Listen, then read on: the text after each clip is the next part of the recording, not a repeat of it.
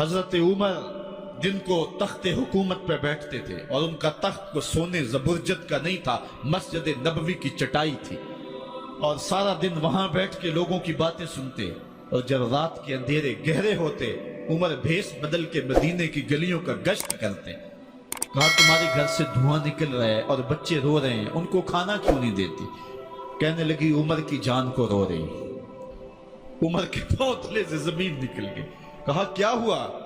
کہا 3 دن سے ہمارے ہاں کھانے کے لیے کچھ نہیں ہے، روزانہ بچے روتے ہیں اور میں ہنڈیا کے اندر پتھر ڈال کر کے نیچے سے آگ ڈالتی رہتی ہوں کہ بچے انتظار کر کر کے سو جائیں گے، کم بخت سو بھی نہیں رہے، اور وہ پتھر پکیں گے بھی کیا، اور میں عمر کی جان کو رو رہی ہوں۔ حضرت عمر کا کلیجہ دہلنے لگا، فوراً پلٹے، واپس بیت المال میں آئے، گھی کا ایک کنستر لیا، آٹے کی بوری لی، مرچ مسالہ جات بہت کچھ اٹھایا، اپنے کندھے پہ رکھا، بوری اپنی کمر پہ لا دی۔ عمر بیت المال سے نکلے تو آپ کے خادم اسلم نے دیکھ لیا، آگے بڑھا، کہا میرے آقا میں اٹھاتا ہوں۔ عمر کی آنکھوں میں آنسو ہے۔ کہا اسلم قیامت کے دن میرا بوجھ اٹھا لو گے؟ کہا قیامت کے دن تو اپنا اپنا بوجھ اٹھانا پڑے گا۔ کہا عمر کو آج اپنا ہی اٹھانے دو۔ حضرت عمر وہ گھی کا کنستر اور وہ آٹے کی بوری سر پہ اٹھائے ہیں اور اس خاتون کے گھر جاتے ہیں اور دستک دیتے ہیں۔ وہ جب دیکھتی ہے اس کی جان میں جان آ جاتی ہے۔ کہا جلدی جلدی آٹا گوندو، اور عمر سبزی کاٹنے لگ جاتے ہیں۔ حضرت عمر رضی اللہ تعالی عنہ سبزی تیار کر دیتے، ادھر آٹا گند جاتا ہے، اور پھر اوپر چولہا رکھا جاتا ہے، چولہے کے اندر آگ رکھی جاتی ہے، وہ کھانا پکانے لگتی ہے، آگ بجھتی ہے۔ تاریخ نے لکھا ہے آگ بجھنے لگتی ہے، عمر جھک کر کے پھونکے مارتا ہے، عمر جھک جھک کے پھونکے مارتا ہے۔ کھانا پک گیا اور بچوں کے سامنے کھانا رکھ دیا، بچے کھا رہے ہیں۔ اب بچے رو رو کے نڈال ہو چکے تھے۔ حضرت عمر اپنے ہاتھوں کو اور اپنے گھٹنوں کو اور اپنے پاؤں کو زمین پہ لگا کے، جس طرح بکری کا بچہ چلتا ہے، ویڑے کے اندر کبھی ادھر چلتے ہیں کبھی ادھر چلتے ہیں، تاکہ بچے مجھے دیکھ کے خوش ہوں اور دل میں کہتے عمر جتنا رلایا ہے اب اتنا ہنسانا بھی پڑے گا۔ تو کبھی عمر امیر المومنین، یہ میں کسی آج کے جو ہے وہ لوگوں کے ووٹوں پہ منتخب ہونے والے حکمران کی کہانی نہیں سنا رہا، میں اس عمر کی کہانی سنا رہا ہوں جو 23 لاکھ مربع میل کا حکمران ہے، آدھی دنیا کا بادشاہ ہے۔ حضرت عمر جو ہے جس طرح بکری کا بچہ چلتا ہے، اس طرح اپنے ہاتھ اور اپنے گھٹنے زمین پہ ٹیک کر کے جو ہے وہ اس طرح چلتے ہیں۔ بچے عمر کو دیکھ کے مسکراتے ہیں۔ جب بچے مسکرانے لگے تو حضرت عمر نے اس خاتون سے کہا بڑھیا عمر کو معاف کر دے۔ اس نے کہا تو اتنی ہمدردی کیوں کرتا ہے؟ کہا عمر بیچارہ بڑا پھنسا ہوا ہے، فکر ہے اس کو یرموک و فسطاط و حلوان کی، جب فتح ہے مصر تو تیاری ہے ایران کی، آتے جاتے وفد سے ملاقات بھی کرتا ہوگا اور شب کو معلوم حالات بھی کرتا ہوگا، کانٹوں میں الجھی ہوئی بیچارے کی جان ہے، نیند اس کو بھی آتی ہے، آخر وہ انسان ہے، میری بہن عمر کو معاف کر دے۔ اس نے کہا نانا عمر کی بات میرے سامنے نہ کر، قیامت کا دن ہوگا، عمر کا گریبان ہوگا اور میرا ہاتھ ہوگا۔ جب اس نے یہ بات کہی تو عمر برداشت نہ کر سکے، بچوں کی طرح بلک بلک کر رونے لگے۔ کہا وہ بد نصیب عمر تیرے سامنے ہے، آج ہی کہلا جو کہنا ہے، قیامت کے دن مجھے معاف رکھنا۔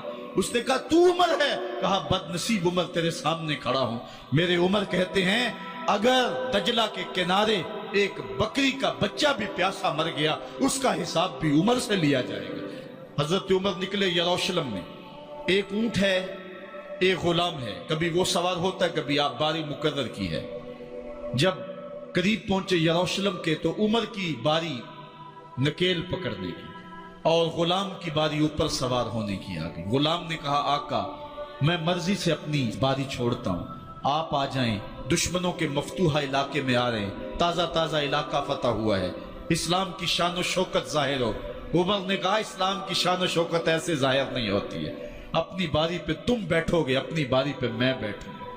لوگ منتظر کھڑے ہیں، دور سے جب دیکھا کہا اس کی ہیبت سے کانپتے تھے ہم، یہ تو کوئی حبشی لگتا ہے، رنگ کالا ہے، ہونٹ موٹے ہیں، اس سے تو زیادہ حسین اس کا غلام ہے جو آگے آگے چل رہا ہے۔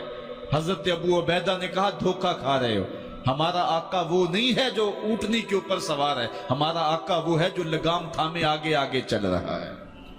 حضرت عمر رضی اللہ تعالیٰ عنہ کو آگے بڑھ کے جابیہ کے مقام پہ حضرت ابو عبیدہ بن جراح نے استقبال کیا، تو حضرت عمر آگے بڑھے اور انہوں نے آگے بڑھ کر کے حضرت ابو عبیدہ کے دونوں کندھوں پہ ہاتھ رکھا، اور سنو حضرت عمر نے کیا کہا، کہا لا الہ الا اللہ انا کنا اذل قوم فاعزنا اللہ بالاسلام، کہا کہ لا الہ الا اللہ، اے ابو عبیدہ بن جراح، ہم ایک ذلیل قوم تھے اور اللہ نے ہمیں اسلام کی وجہ سے عزت عطا کی ہے۔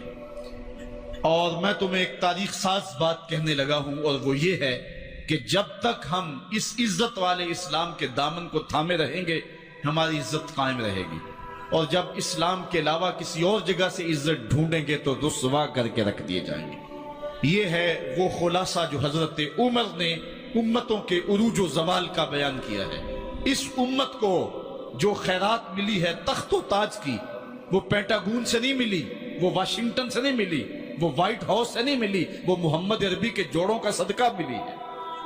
اس لیے جب ہم نے اسلام سے انحراف کیا، پاکستان حاصل کیا گیا تھا، پاکستان کا مطلب کیا؟ لا الہ الا اللہ۔ ہم نے اس نعرے کو چھوڑ دیا ہوا ہے، ہم نے انحراف کر دیا ہے۔ آج ہماری نظریں مغرب کی طرف لگی ہے کہ تخت و تاج اس سے نصیب ہوتے ہیں، اور دنیا کے اوپر ہم رسوا ہو کے رہ گئے۔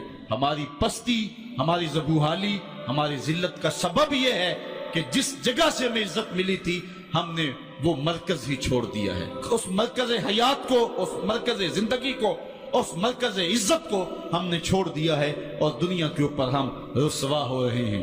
انہی حضرت عمر کی کہانی ہے۔ وادی تہامہ سے گزر رہے تھے کہ بچوں کی طرح بلک بلک کے رونے لگے۔ کہا عمر جوان آدمی ہو اور بچوں کی طرح بلک کے رو رہے ہو؟ کہا تم نہیں جانتے، مجھے بچپن کی کہانی یاد آ گئی۔ کہا کیا کہانی ہے؟ کہا یہی عرض تہامہ تھی، میرے باپ خطاب نے مجھے 5 اونٹ دیے تھے، کہا انہیں لائن میں کھڑا کرو سیدھا۔ میں آگے والا سیدھا کرتا تھا، پیچھے والا ٹیڑھا ہو جاتا، پیچھے والا سیدھا کرتا، آگے والا ٹیڑھا ہو جاتا۔ میرے باپ خطاب نے مجھے بڑا مارا۔ کہا ایک عرب کے بیٹے ہو کہ تم سے 5 اونٹ لائن میں کھڑے نہیں ہوتے؟ کہا ایک زمانہ عمر پہ وہ تھا کہ اس سے 5 اونٹ لائن میں کھڑے نہیں ہوتے تھے، اور آج شرق سے لے کر غرب تک 23 لاکھ مربع میل کی حکمرانی، اور انسان بھی لائن میں کھڑے ہیں۔ یہ محمد عربی کے جوڑوں کا صدقہ نہیں ہے تو اور کیا ہے؟ عمر سے تو 5 اونٹ لائن میں کھڑے نہیں ہوتے تھے۔